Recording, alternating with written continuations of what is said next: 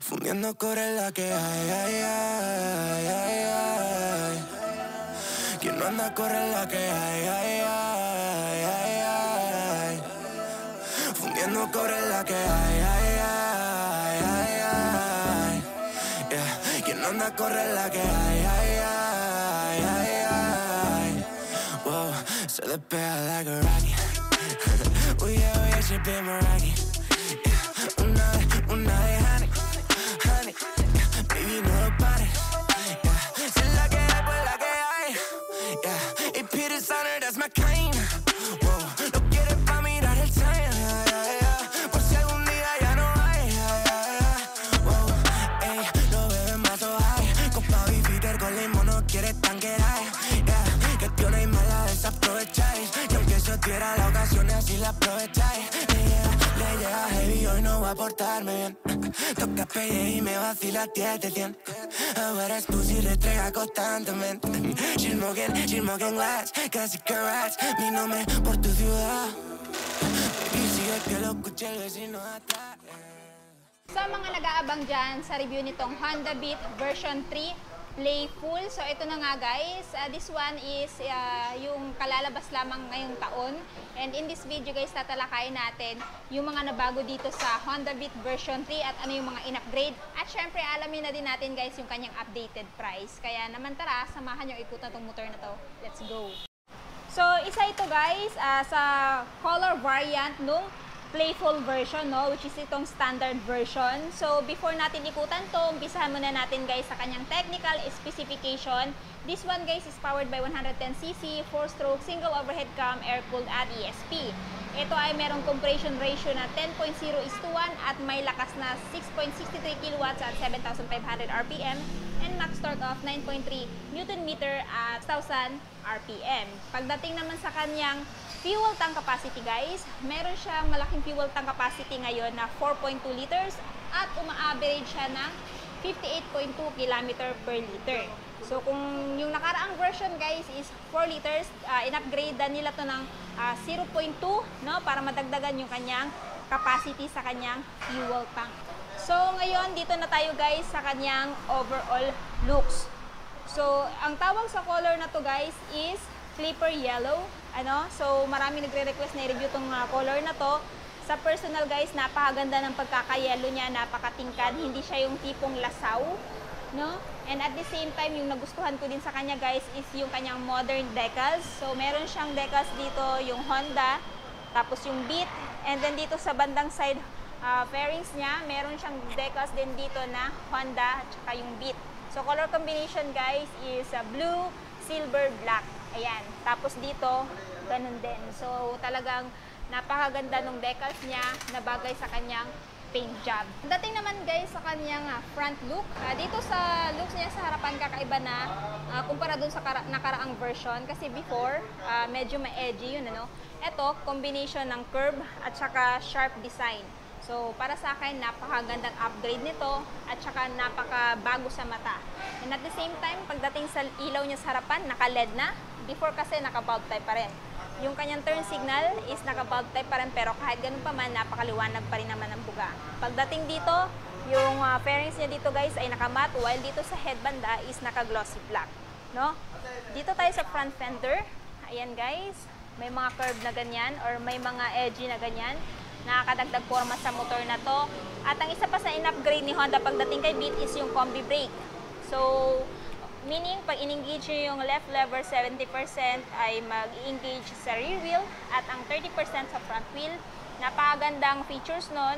Nang sa ganun, pag nasa high speed ka, tapos biglang mag-sudden brake ka kasi may tumawid, hindi madaling maglalak yung wheel mo.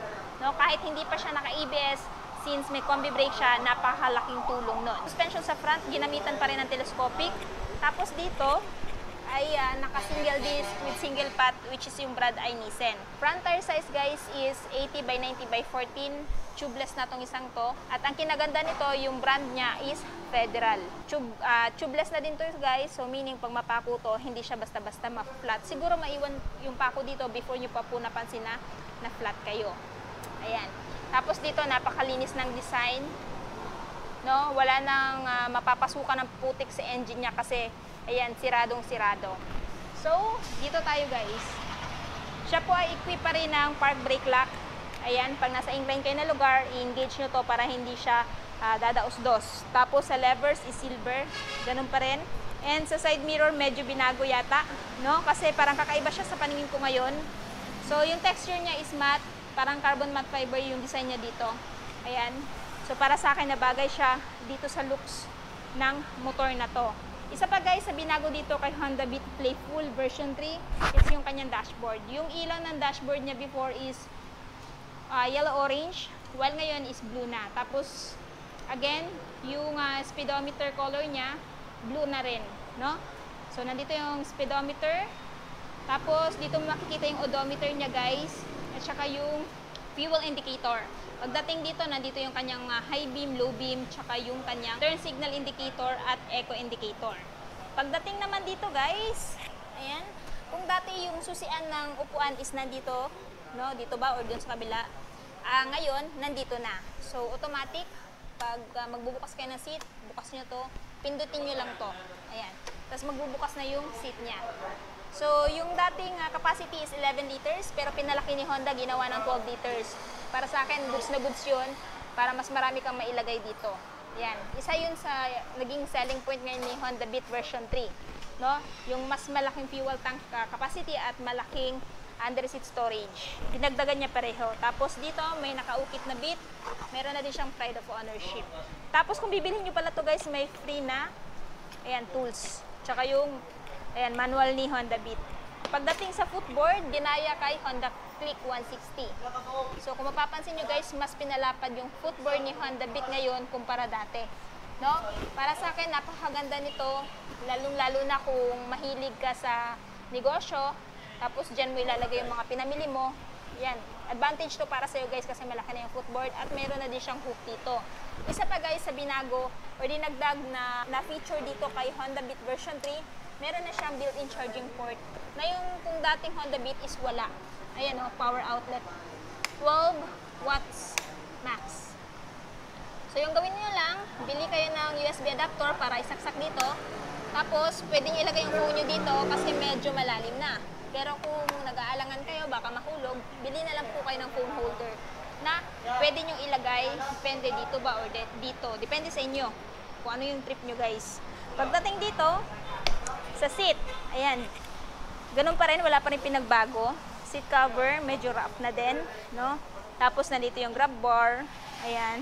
And pagdating naman dito, equipped na din siya ng ACG, Alternating Current Generator, na kung saan pag pinaandar nyo to, tahimik na lang din. Kagaya nung kay Honda Click 125. Sa guard, binago din. Carbon matte fiber din yung design datingan dito. Matte pa rin, tapos naka-matte din to. So, nandito yung apakan ng angkas.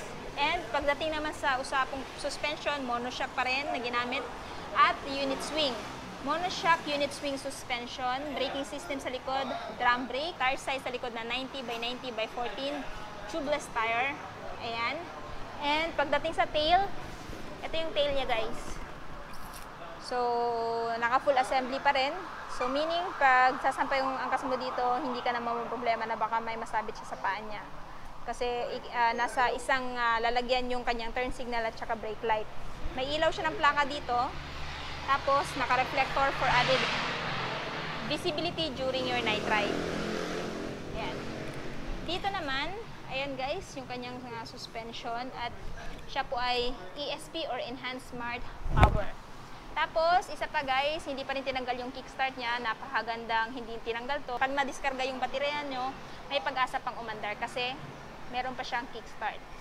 Dito naman, yan, apakan ng angkas. At isa pa guys, meron na din siyang side stand switch. So, sa mga nagtatanong kung magkano ba itong si Honda Beat Clipper Yellow Playful, ito po ngayon guys ay merong updated price na 75,000 kung bibili niyo ng cash. Tapos kung gusto niyo ng hulugan, ang down payment is 3,700 at saka yung monthly niya sa 3 years na 3,763. At syempre, merong rebates na 500. Ito guys ay available lamang dito sa Honda Motorjoy Panabo City Branch. Nasa linya lang po siya ng Rivera Hospital, no? And anyway, ilalagay ko na lang sa screen. Ayan, sa screen yung kanyang full address, maging yung phone number para makapag-inquire kayo regarding sa motor na to. Actually, nung last punta ko dito, maraming Honda Beat version 3 yung nakahilera dito. Pero ngayon wala na. Nagkakaubusan na. Isa na lang yung unit nila dito. Kaya pumunta na kayo dito para ma-purchase nyo na tong scooter na to. So ayun na guys, natapos na nga natin ikutan si Honda Beat Playful. Ano yung masasabi nyo sa motor na to? Sulit ba siya this year 2023? At ano yung katangian niya kung bakit siya i-consider yung bilhin? I want to know your thoughts below. And syempre kung bago pa lang kayo sa channel ko at hindi pa nakapag-subscribe, huwag kalimutan mag-subscribe para ma-notify kayo once may bago tayong upload. So yun guys, hanggang dito na muna tayo. Ride safe and peace out!